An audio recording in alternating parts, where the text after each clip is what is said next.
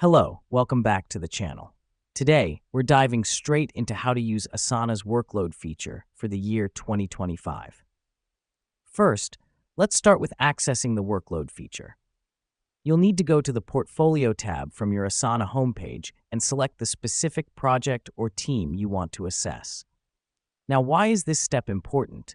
Well, it's because this is how you identify the tasks you're managing and who's responsible for them. You can't properly allocate work without knowing what needs to be done and who's doing it. Next up, once you've chosen your project or team, you'll see an option on the top right that says Workload. Click on that. This helps us because it's the gateway to understanding your team's capacity and how work is distributed. Now that we've done that, you'll see a beautiful graph display of your team's workload. Each team member is represented as a horizontal line, with tasks shown as colored dots corresponding to the due date. This visual representation is crucial as it helps you spot bottlenecks or underutilized resources at a glance. The reason we do this is to balance the workload effectively. If you see a line with too many colored dots, that's a sign of overwork.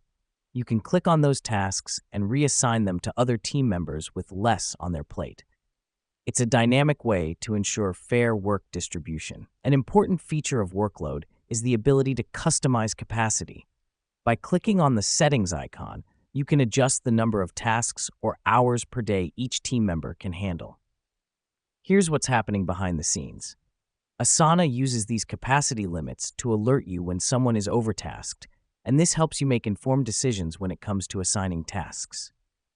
Finally, remember that Asana's workload feature is not just about the present, but also helps you plan for the future.